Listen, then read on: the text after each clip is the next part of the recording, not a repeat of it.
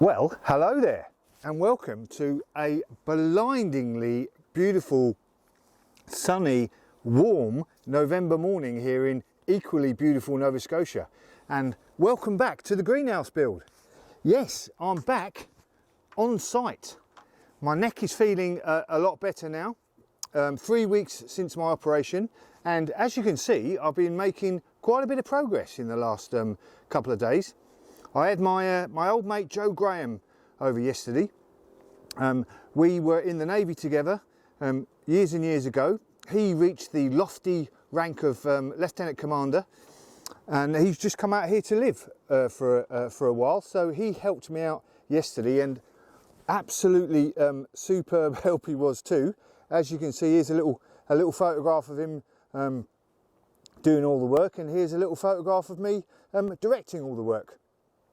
And so yesterday we've got the and back to our time in the Royal Navy. We ran the Royal Naval Field Gun competition together. I think I might have mentioned it before. I think here's a little scene of us doing our action back when we were young and can do a bit of action. And as you can see, there's sort of us running around throwing big cannons and heavy cannons and jumping over walls and stuff. Good times they were, good times.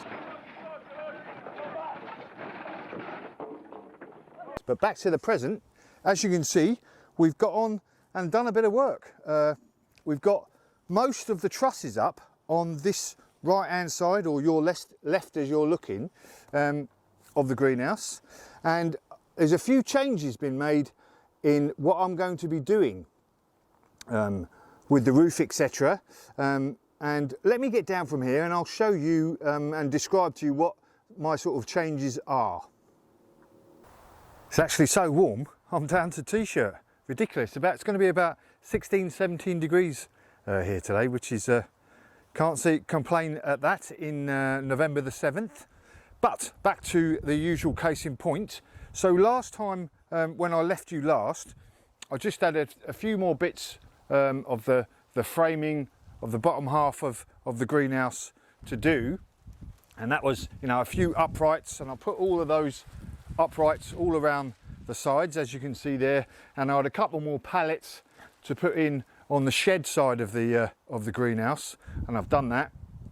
So that left us with the roof to do, and a few weeks delay. That's what we've done now. As you can see, in fact, I won't talk about the roof at the moment, or not the actual wood bit. What I'm going to talk about is, I think one of the things I was going to use the roof was some Perspex panels that Sarah's boss Cynthia had kindly donated to me. So these really good thick Perspex, and big bits, small bits, as you can see, all the different bits there. But when I sort of measured it out, me and Joe and I put it all out and sort of made a 10-foot by 16-foot long roof side.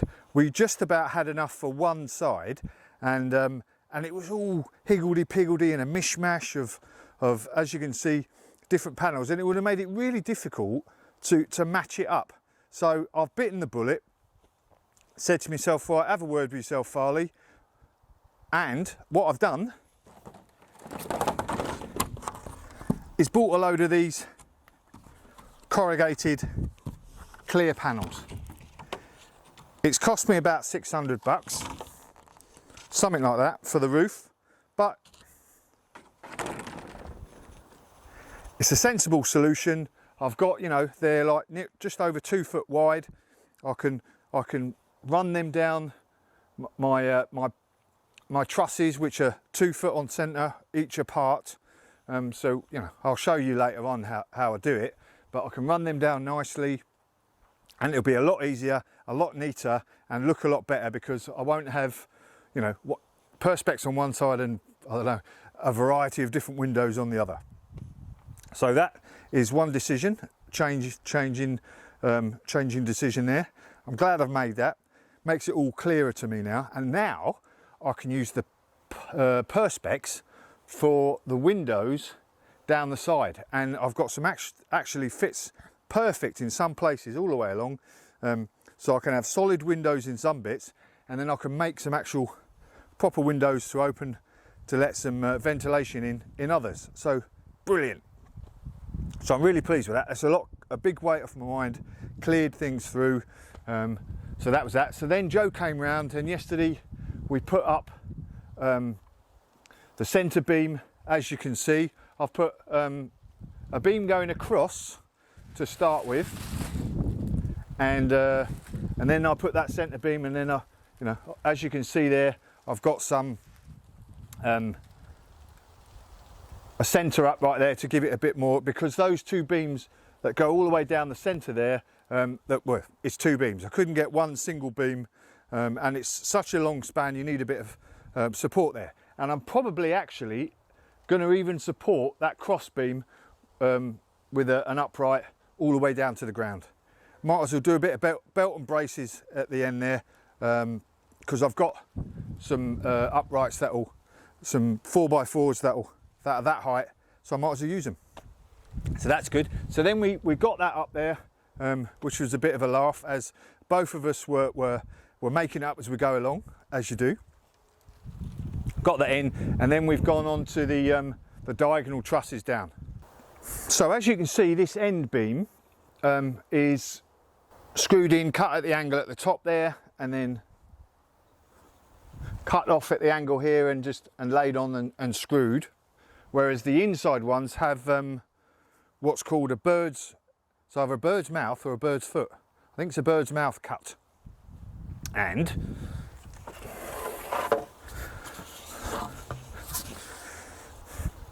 as you can see here, this is the cut. And I think I'll show you how to do that when I do the rest of the videos. It's not that tricky, but what this does is that obviously provides a lot more support as the beam, all the force goes down the beam and then into that bird's mouth, rather than like we have on this angle here. So that was good. So what I've got to do now is I'm going to carry on putting the trusses down the other side, and I'll show you how I'll do that now. Okay, so I'm putting this first truss on the opposite side here. I've decided I'm not going to go into a detailed blow by blow of how to do a bird's mouth cut, etc. You know, my videos are more about the big picture and the journey, and the fact that you can, you know, I'm using pallets to make the base of the greenhouse, and you know, and the sort of the overall journey of doing it, rather than the technical. I'm not a carpenter, or chippy as we say in the UK, and you can get much better descriptions of how to do a bird's mouth cut, etc. From those videos rather than me. But for this first one, as you can see, I've just put a screw in, and I've screwed it in just at the angle at the top there, and then what I'll do is I'll put a drawing across there, a pencil mark across there. Is it across there? Let me have a look. Can't know where I am now. Oh no, sorry. I'll put a pencil mark across here like this, and then down there, as you can see, I've put it I've screwed it in at the angle as it should be, and then I'll put another pencil mark and just do a couple of cuts, and then that can go in. And then I'll do these bird's mouth cuts for the trusses all the way along there. And I'll basically, because my design is not exactly square everywhere, because I'm an amateur, I'll have to sort of individually measure each one of these trusses all the way along, just to make sure I'm correct. But what I'll do this then, I'll come back to you and we can have a look, and then we can move on to the corrugated roof bit. Exciting, roof nearly on. Hello and welcome back. Well, it's the next day, Sunday the 8th, I think it is, of November, and the weather has changed back to November weather, so it's markedly colder than the balmy Saturday I had yesterday. Got quite a bit of work done yesterday. As you can see, I've got nearly all the roof trusses in.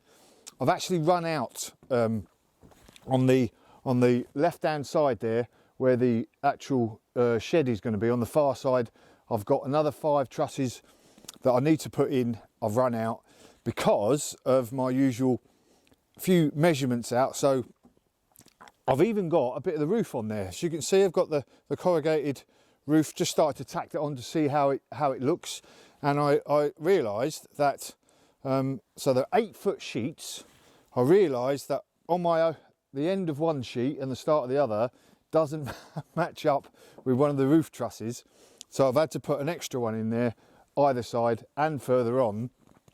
And so that's cut me down on the amount of trusses I had here. So I've have to go down the hardware store and get some more. But pleased with that lot. So I'm going to finish this video here today in a minute, because it's Sunday and I want to, you know, I normally like to get video out. Plus I'm a bit tired. It's taken it a bit out of me yesterday. Worked quite hard, and I can't work as hard as I normally work. You know, since the operation, I'm a bit man down, so not working at top efficiency, and my voice is a bit sore as well. So I'm going to cut this video off in a minute and have a bit of a rest. Then I'm going to get on with putting the roof in either side, the actual, you know, the plastic bits, and I'm going to put some windows in as well.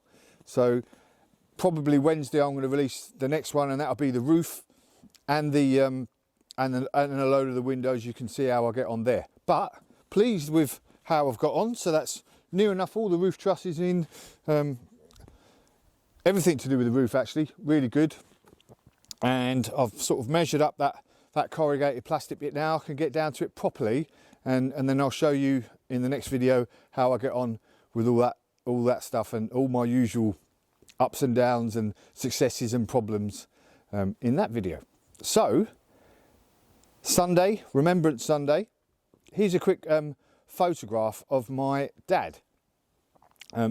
He died 20 years ago now, but he fought in the Second World War. He was a navigator on the Lancaster bombers, shot down over Holland, ended up in a prison camp in Poland. So as him and all the rest of the service people, service personnel who fought in all the wars then and since then for the good causes, we remember them and all the wonderful sacrifices. I say wonderful, but the sacrifices that those people have made and their families, we remember them. So, and after that, job is definitely a good one.